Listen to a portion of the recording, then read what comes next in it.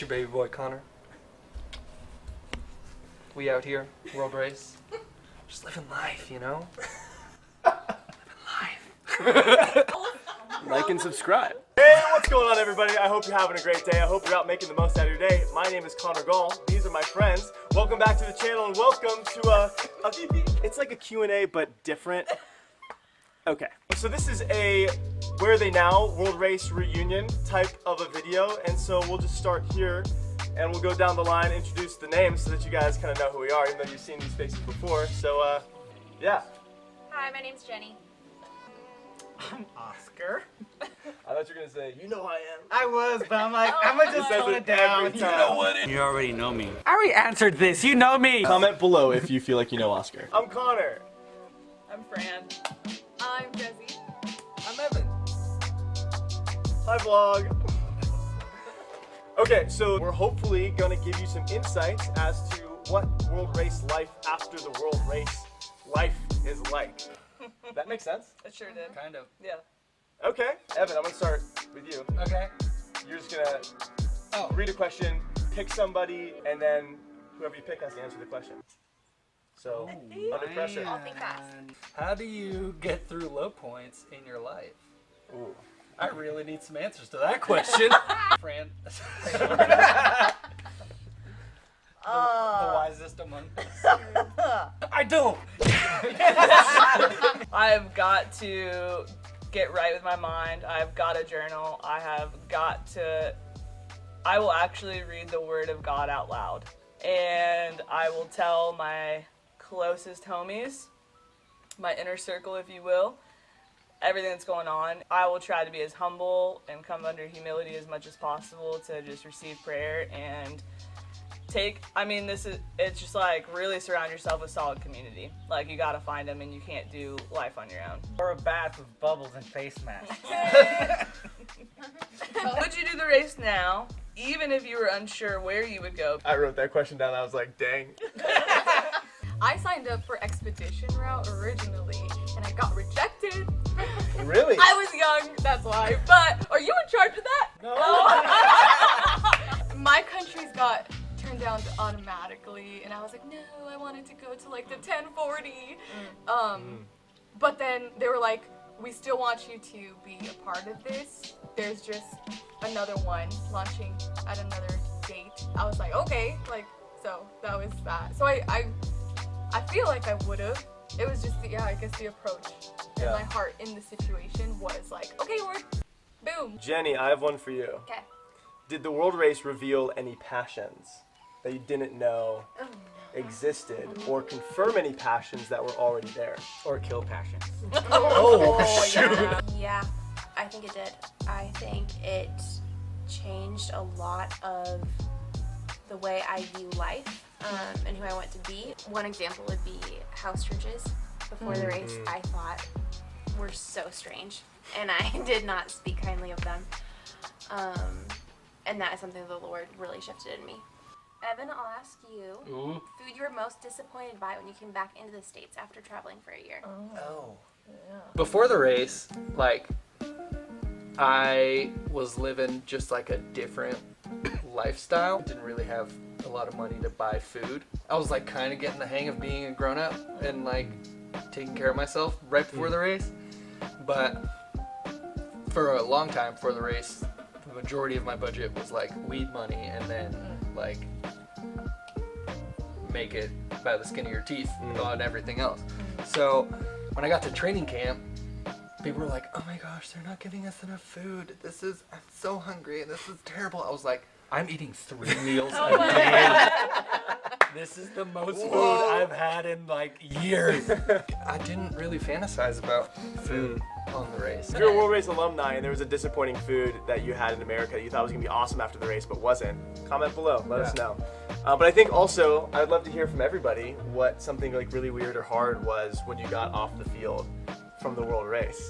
The hard thing about coming home was like having this paradigm shift about just the human condition and like spirituality and all the big paradigm shift stuff that happens on the race, and coming home to a world and a community that has not had that. And like having grace and not being a jerk about it, you know?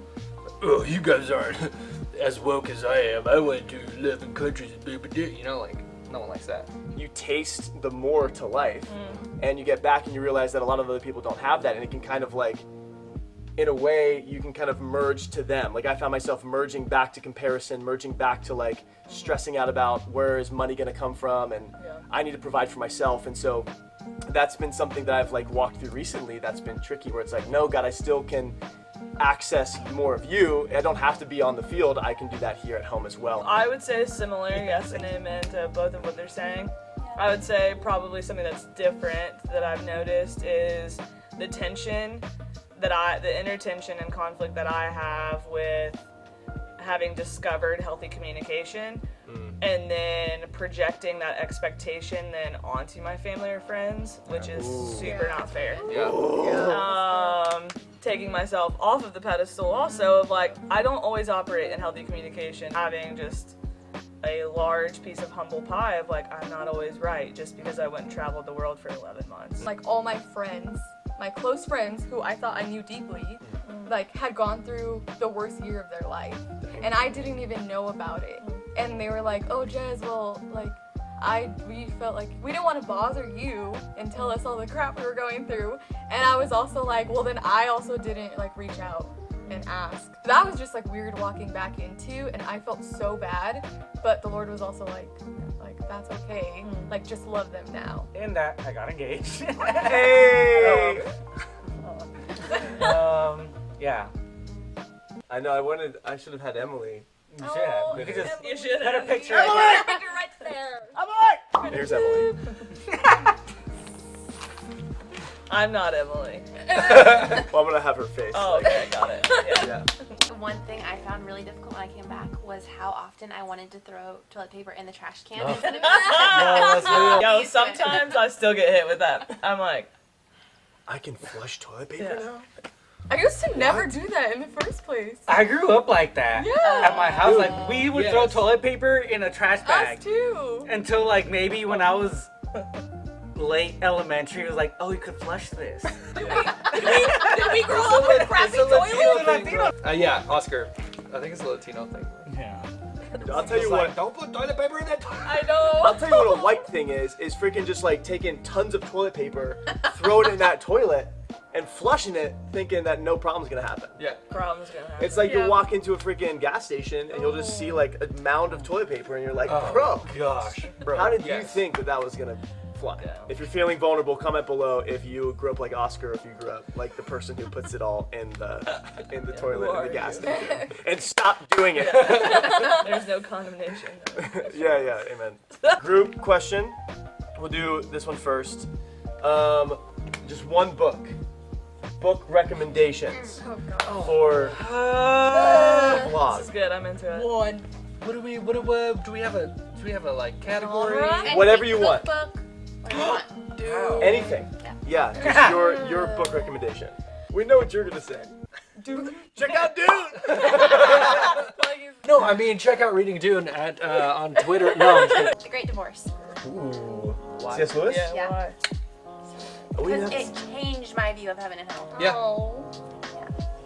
As it should. I will also go with a C.S. Lewis book, part of the Narnia.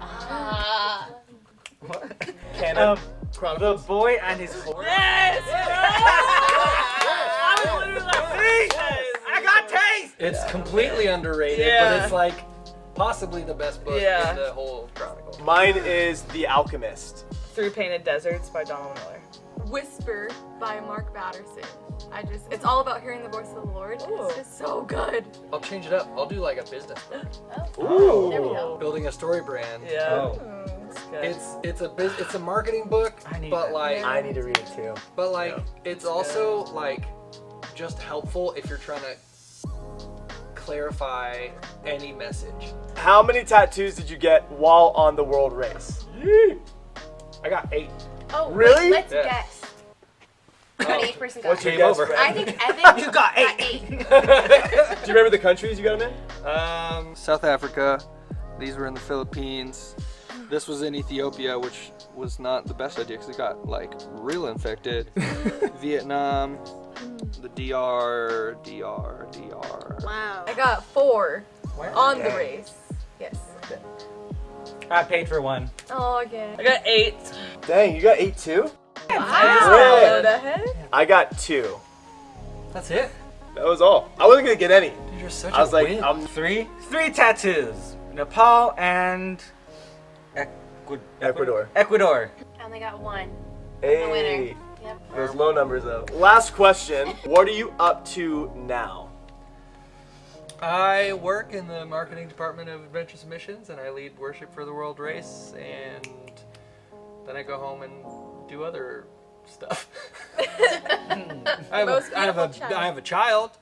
I don't know if I've The ever. coolest Have kid I ever. been on your like? No. No. I think this might be your first appearance. I'm at G42. Yeah. I don't know if anyone knows what that is. We don't even know what it is. I am in the World Race Department at Adventures and Missions. Still.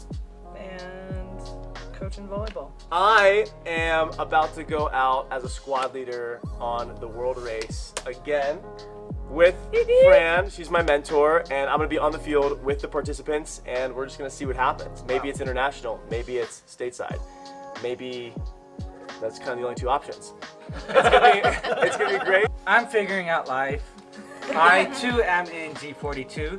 I will be graduating. I'm gonna get married. It's okay if you're lost. If you're wandering, Yes. it's a good spot to be in. I am also in my first semester at G42 with Jezie. So I'm also here. Okay guys, that has been the video. You just got a little taste of what life is kind of like, or where we are now after the World Race. If you like this video, go ahead and hit the like button. If you're not already a subscriber, go ahead and subscribe. These people are awesome. Follow them. I'll link their Instagram handles below. They're awesome people. They would love to have your support. They might accept you. They might not. But guys, I hope you have a blessed day. And until next time, does everybody know the end thing? 1, 2, 3. Peace!